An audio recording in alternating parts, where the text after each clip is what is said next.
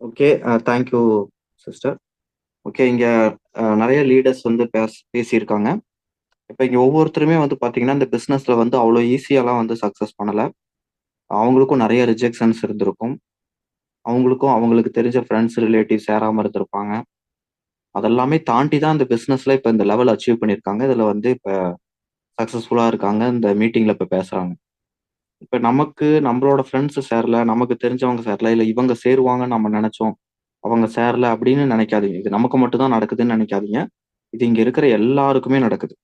இங்க சக்சஸ் பண்ணியிருக்கிற ஒவ்வொருத்தருக்குமே அது நடந்திருக்கு. அத தாண்டி தான் இங்க வந்திருக்காங்க. அது உங்களுக்கு மட்டும் நடக்கல. அத தாண்டி தான் நீங்களும் நிக்கணும். அத தாண்டி பண்ணா தான் உங்களால இங்க சக்சஸ் பண்ண முடியும் அப்படிங்கிறத புரிஞ்சுக்கோங்க. இந்த பிசினஸ்க்குள்ள புதுசா உள்ள வந்தவங்க, உங்களோட உங்களோட இந்த பிசினஸ் எப்படி இருக்கு? இந்த பிசினஸ் நம்ம பண்ணலாம் அப்படின்னு நீங்க வந்து நெனைக்கிறீங்க. அதுக்கு வந்து ப்ராடக்ட் உங்க வீட்டுக்கு தேவையான ப்ராடக்ட்ட நீங்க இங்க பர்ச்சேஸ் பண்ணி பார்க்குறீங்க. பொருள் நல்லா இருக்கு. ரெகுலரா இங்க ட்ரைனிங் நடக்குது. எல்லாமே சொல்லி தராங்க. எல்லாமே ஆல் ஓகே. ஓகேவா? பண்ண ஆரம்பிக்க வேண்டியதானே! ஓகே. நீங்க என்ன மனசுக்குள்ள எதிர்பார்க்கிறீங்கன்னா, பண்ணாம இருக்கிறதுக்கு ஏதாவது காரணம் கிடைக்குமா? அப்படின்னு நீங்க தேடிட்டே இருக்கிறீங்க. ஓகேவா? நீங்க ஸ்லோவா அப்படியே தேடுறீங்க. உங்க மனசு அத தேடிக்கிட்டே இருக்கு. ஏதாவது ஒரு காரணம் கிடைச்சுச்சுன்னா, அத நம்ம சொல்லிட்டு நம்ம விலகிடலாம் அப்படின்னு தான் நம்ப வந்து ஏன்னா நம்ப வந்து கம்ஃபோர்ட்டா இருக்கணும். இது நல்லா இருக்கு. பண்ணா சக்சஸ் பண்ணிடலாம். பட் இது இருந்தா எதுக்கு கஷ்டப்பட்டு பண்ணணும்? எதுக்கு இவ்வளோ சிரமப்பட்டு பண்ணணும்? அப்படின்னு மனசு சொல்லும். உங்க ஆழ் மனசு வந்து இத வந்து இத ஸ்கிப் பண்ணலாம். இது கம்ஃபோர்ட் கிடையாது. இது அன்கம்ஃபோர்ட் ஜோனு அப்படின்னு வந்து இத வந்து ஸ்கிப் பண்றதுக்கு தேடிக்கிட்டே இருக்கும். ஒரு சின்ன காரணம் ஏதாவது கிடைச்சதுன்னா கூட உங்களுக்கு வந்து இத விட்டுட்டு போயிடலாம் அப்படின்னு தான் தோணும். வெளிய பாருங்க எத்தனையோ பிசினஸ் இருக்குது. எத்தனையோ பிசினஸ்ல வந்து வெளிய ஏமாந்துட்டு இருக்கிறாங்க. அ வெளிய வந்து நெறைய வந்து கம்பெனிஸ் வந்து டைரக்ட் செல்லிங் பிசினஸ் வந்து பண்ணிட்டு இருக்கிறாங்க. வெஸ்டேஜ் மட்டும் கிடையாது. நல்லா புரிஞ்சுக்கோங்க. ஏன்னா இந்த பிசினஸ் நீங்க உள்ள வந்திருக்கிறீங்க. புதுசா உள்ள வந்திருக்கிறவங்களுக்கு சொல்றேன். பிசினஸ்க்குள்ள அ லாஸ்ட் ஒரு 1 மந்த் உள்ள வந்தவங்க இந்த பிசினஸ் இந்த டைரக்ட் செல்லிங் தான் எனக்கு ஃபர்ஸ்ட்டு.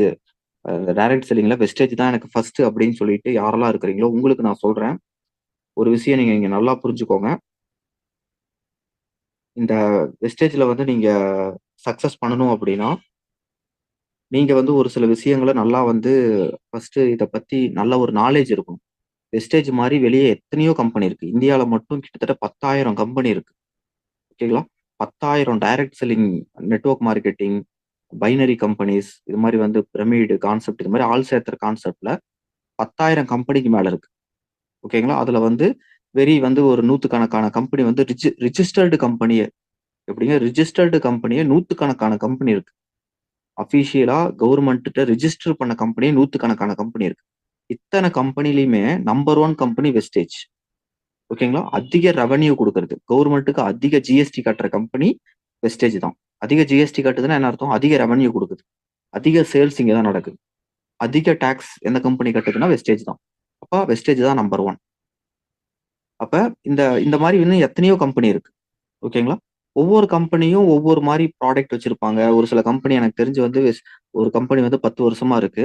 அந்த கம்பெனில வந்து ஒரு குறிப்பிட்ட கேட்டகரில ஒரு குறிப்பிட்ட பொருள் தான் இருக்கு. அந்த கம்பெனில வந்து ஒரு 20 பொருள் இருக்குன்னா, 20 பொருள வச்சு மட்டும் தான் பிசினஸ் பண்ண முடியுமே. புது பொருளே வராது. அந்த பொருள வச்சு தான் பிசினஸ் பண்ணணும். அதுவும் நல்ல கம்பெனி தான். அதுவும் ரொம்ப நாளா இருக்கு. அத ஏமாத்தணுங்கிற எண்ணத்துல பண்ணல. பட் கம்பேரிட்டிவ்லி அதுல நம்ம சக்சஸ் பண்ண முடியுமா? வெஸ்டேஜ்ல சக்சஸ் பண்ண முடியுமானா, வெஸ்டேஜ்ல தான் சக்சஸ் பண்ண முடியும். இன்னும் ஒரு சில இன்னும் ஒரு சில கம்பெனிஸ் இருக்கு. இன்னும் ஒரு சில கம்பெனிஸ்லாம் என்னன்னா, ஏமாத்துறதுக்காகவே ஓப்பன் பண்ண கம்பெனி. ஓகேங்களா? வெஸ்டேஜ் மாரியே வந்து பொருள வந்து இது பண்ணுவாங்க. பிளான் இது பண்ணுவாங்க. பைனரி ரொம்ப ஈஸின்னு சொல்லிட்டு, அ ஒ அதான் இந்த பிசினஸ வந்து ஈஸியா அங்க கன்வெர்ட் பண்ணி அவங்க சம்பாரிக்கிறதுக்காக அந்த மாரி இருக்கிற கம்பெனியும் இருக்கு. ஓகேவா? அந்த மாரி வந்து இந்தியாக்குள்ள எத்தனையோ கம்பெனி இருக்கு. ஓகேவா? ஒரு சில கம்பெனி வந்து நல்ல நோக்கத்துல இருந்தாலுமே, ஒரு சில கம்பெனி வந்து தப்பான நோக்கத்துல இருந்தாலுமே, பட் ஒரு சில கம்பெனில தான் நம்ம சக்சஸ் பண்ணவே முடியும். எத்தனையோ கம்பெனி 10 வருஷமா, 15 வருஷமா இந்தியால டைரக்ட் செல்லிங் பண்ணக்கூடிய கம்பெனியும் இருக்கு. பட் ஆனா அங்க வந்து சக்சஸ்ஃபுல்லா பண்ண முடியுமான்னு கேட்டா, அங்க ப்ராடக்ட் வந்து சரியில்ல. மக்களுக்கு அ தேவையான பொருள் அங்க இல்ல. ரிப்பீட்டடா அங்க வாங்க முடியாது. அது வந்து பைனரி பிளான்.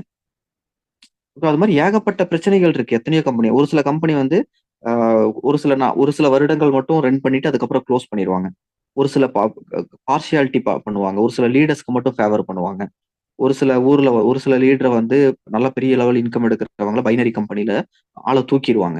ஏன்னா பைனரி கம்பெனில வந்து லாங் ரன்னுக்கு வந்து ஒருத்தருக்கு இன்கம் தர முடியாது. ஆனா இந்த மாதிரி வந்து வெஸ்டேஜ் மாதிரி இந்த சன்ஃபிளவர் கான்செப்ட்ல இருக்கிறவங்களுக்கு அன்லிமிட்டெட் இன்கம். அவங்க இன்கம் ஸ்டாப் பண்ணவே முடியாது. இப்ப ஒரே ஒரு சின்ன எக்ஸாம்பிள் சொல்றேன் பாருங்க. இப்ப பைனரி கம்பெனி இருக்கு. ஏன்னா இத நீங்க தெரிஞ்சுக்கணும்னு நான் சொல்றேன். இப்ப பைனரி கம்பெனி இருக்கு. ஏ, பின்னு சொல்லிட்டு 2 லெக் தான். ஒரு லீடர் வராரு. இப்ப நான் அங்க இருக்கேன். சரவணன் இருக்கேன். ஏ, பின்னு 2 லெக் தான். 2 லெக்கையும் சூப்பரான லீடர் அமைச்சுட்டாங்க. ஒவ்வொரு லெக்லயும் ஏல ஒரு லீடர் அமைச்சுட்டாரு. பில ஒரு லீடர் அமைச்சுட்டாரு. அவங்க 2 பேருக்கும் நான் சொல்லி தரேன். நல்லா பண்றாரு. அவருக்கு கீழயே நல்ல நல்ல லீடர் அமைச்சுட்டாங்க. ஏ லெக்லயும் நெறைய அவருக்கு கீழ நல்ல லீடர். பி லெக்லயும் நல்ல லீடர் அமைச்சுட்டாங்க. எனக்கு வந்து ஒரு மாசத்துக்கு வந்து அதிகபட்சம் வந்து ஒரு 100 பேர் இல்ல 1000 பேர் தான் அப்படின்னு மேட்ச் அதிகபட்ச இன்கம் தருவாங்க. நீங்க பைனரி கம்பெனிய பொறுத்தவரைக்கும் சீலிங் அப்படிங்கிறது கேரண்டியா இருக்கும். ஓகேங்களா? ஒரு இன்கமே அன்லிமிட்டட் இன்கம் அது இதுன்னு சொன்னாலும், அங்க ஒரு செக் வச்சிருப்பாங்க. நீங்க நல்லா பிளான போய் ரிசர்ச் பண்ணீங்க அப்படின்னா, இந்த இந்த இன்கம்க்கு மேல தாண்ட முடியாதுங்கிறது தான் அங்க வந்து லிமிட்டே. ஏன்னா பைனரி கம்பெனில எப்படி உங்களுக்கு இன்கம் குடுப்பாங்க? அன்லிமிட்டட் இன்கம் குடுக்கவே முடியாது. கம்பெனியே திவாலாயிரும். ஏன் சொல்றேன்னு பாருங்களேன். இப்ப வந்து ஏ, பின்னு 2 லெக் தான். உங்களுக்கு எத்தன லெக் லீடர் கிடைச்சாலும் அந்த 2 லெக்லயே போடும்போது, யாரு டாப்ல ஃபர்ஸ்ட் இனிஷியலா ஜாயின் பண்ணாங்களோ, அவங்களுக்கு கீழ தான் மொத்த டீமுமே இருக்குமே.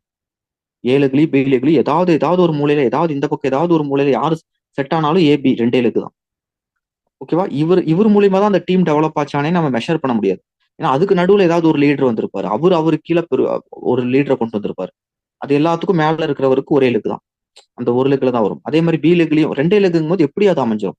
அப்ப என்ன பண்ண முடியும்? அன்லிமிட்டட் இன்கம் குடுக்க முடியாது. நீங்க இப்ப 1000 பேர் அடுத்து 1,00,000 பேர் மேட்ச் ஆனாலும் உனக்கு இன்கம்னு சொல்ல முடியாதுன்னா, கண்டிப்பா அது மேட்ச் ஆகும் ஒரு கட்டத்துல. குடுக்கவே முடியாது.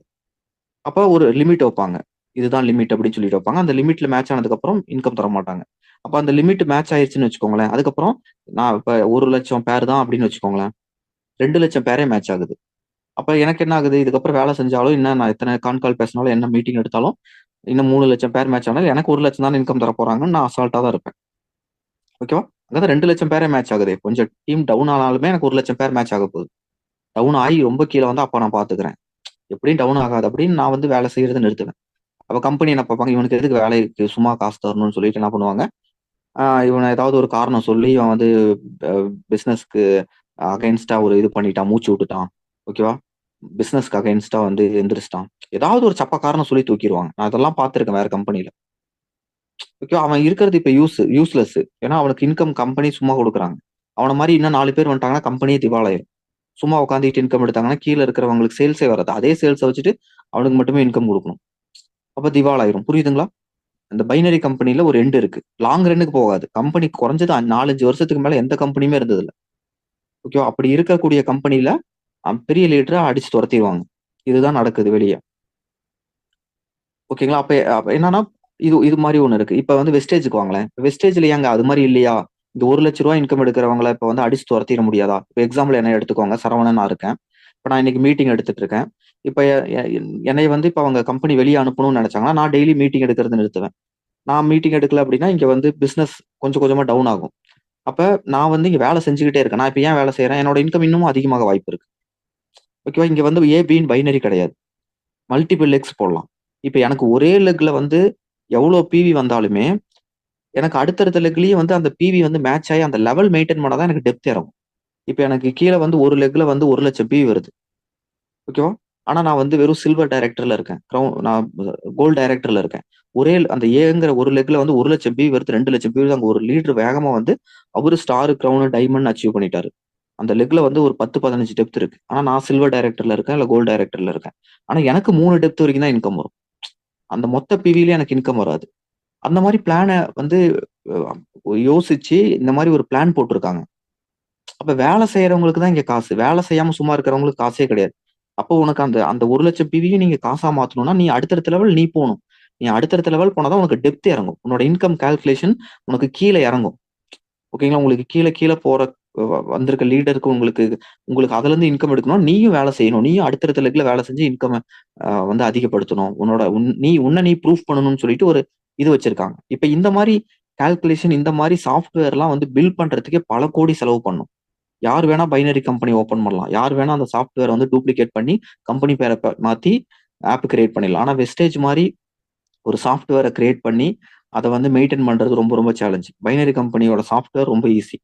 வெஸ்டேஜ் மாரி ஒரு கம்பெனிய கிரியேட் பண்ணி, அந்த கம்பெனில ஏகப்பட்ட ஆஃபர் குடுத்து, ஒவ்வொரு மாசமும் அந்த பிவி அதுக்குள்ள வரக்கூடிய விஷயங்கள் எல்லாமே ஒரு பெரிய ஒரு ஒரு பெரிய ஒரு சாஃப்ட்வேர் டீமே வெஸ்டேஜ்ல ஒரு சப் கேட் ஒரு ஒரு சாஃப்ட்வேர் டீமே ஒரு சாஃப்ட்வேர் கம்பெனியே வெஸ்டேஜ் கம்பெனி நியூ டெல்லியில வச்சிருக்காங்க.